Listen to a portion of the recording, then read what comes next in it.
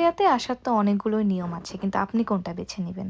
আসসালামু আলাইকুম এভরিওয়ান, আমি শামিরা পারভীন এবং আজকের ভিডিওতে আমি বলবো 5টি লিগ্যাল উপায়ে যেখানে আপনি অস্ট্রেলিয়া আসতে পারবেন, থাকতে পারবেন, ইনকাম করতে পারবেন। আপনাদের ভিতরে অনেকেই আমাকে জিজ্ঞেস করেন যে আপু আমি অস্ট্রেলিয়া যেতে চাই আপনার মতো, আমি স্টুডেন্ট হিসেবে যেতে চাই, ডিপেন্ডেন্ট হিসেবে যেতে চাই, জব ভিসাতে যেতে চাই। তো আজকের ভিডিওটা আপনাদের জন্যই।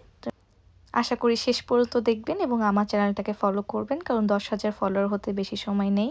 এবং প্লিজ আমার ইউটিউব চ্যানেলটাকে সাবস্ক্রাইব করে আসবেন, ইউটিউবে যেয়ে গুডগার্ল শামিরা চ্যানেলে। তো চলুন ভিডিও শুরু করি। 90% মানুষই আমাদের ভেতরে অস্ট্রেলিয়া আসার জন্য ভুল পথে চেষ্টা করে। আপনি যেন সেই ভুলটা না করেন সেটার জন্য আজকে আমি এখানে এসেছি। আজকের ভিডিওটা অনেক গুরুত্বপূর্ণ, তো আশা করি শেষ পর্যন্ত দেখবেন। অস্ট্রেলিয়াতে আসার সবথেকে ইজি উপায় আমার কাছে মনে হয় স্টুডেন্ট ভিসা, যেটাতে আমি রয়েছি সাব ক্লাস 500। সবচেয়ে জনপ্রিয় পথ হচ্ছে স্টুডেন্ট হিসেবে আসা। আপনি যদি কোনো ইউনিভার্সিটি বা কলেজে অ্যাডমিশন নেন তাহলে এই পথটা আপনার জন্য ওপেন হয়ে যায়। এখানে আসার পর আপনি শুধু পড়াশোনাই করেন না, পার্ট টাইম জবও করতে পারবেন, যা অনেকের জন্য বড় সুবিধা। তবে একটা বিষয় মনে রাখা খুবই জরুরি, সঠিক কোর্স এবং সঠিক ইউনিভার্সিটি নির্বাচন করা।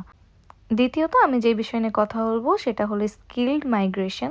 এই পথটা তাদের জন্য যারা নির্দিষ্ট কোনো স্কিল নিয়ে থাকে, যেমন আইটি, ইঞ্জিনিয়ারিং, হেলথ কেয়ার ইত্যাদি।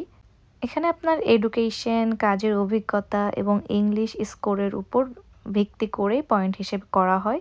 যদি আপনার পয়েন্ট ভালো হয় তবে আপনি সরাসরি পার্মানেন্ট রেসিডেন্স অথবা পিআর পাওয়ার সুযোগ পেতে পারেন। এবং তৃতীয়ত আমি যেটা নিয়ে কথা বলবো সেটা হলো পার্টনার ভিসা অর্থাৎ ইন্ডিপেন্ডেন্ট ভিসা। তৃতীয় উপায় এটা আমি কেন বলবো, কারণ যদি আপনার লাইফ পার্টনার বা আপনার পার্টনার অস্ট্রেলিয়ান সিটিজেন বা পিআর হয় তাহলে আপনি এই ভিসার মাধ্যমে আসতে পারবেন। তবে এখানে একটি গুরুত্বপূর্ণ বিষয় হচ্ছে আপনাকে প্রমাণ দিতে হবে যে আপনার সম্পর্কটি সত্যিকারের।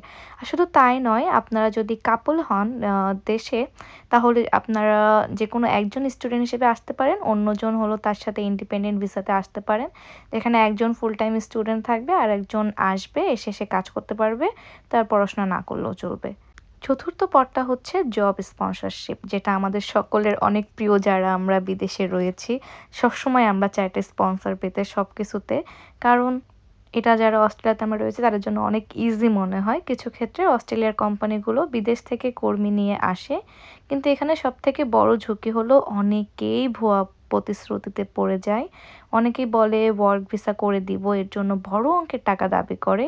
তাই এই ধরনের অফার পেলে আপনাকে অবশ্যই ভালোভাবে যাচাই করতে হবে যে ইনফরমেশনটা বা মানুষগুলো সঠিক কিনা।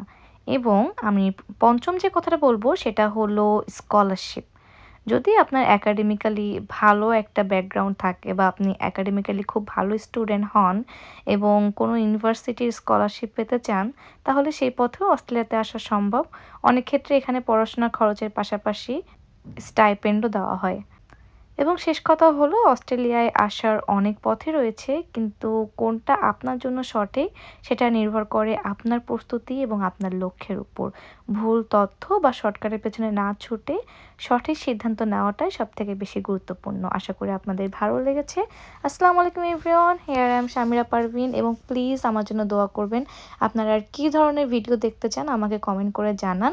আমি চেষ্টা করব আপনাদের সামনে বা আপনাদের কাছে সেই টপিকের ভিডিওগুলো করার। এবং আমি কথা বলা শিখতেছি এবং এই যে আপনারা এখন ফায়ারওয়ার্কস এনজয় করেন। আসসালামু আলাইকুম এভরিওয়ান, আল্লাহ হাফেজ সকলকে। Here I am your Shamira Parvin signing of.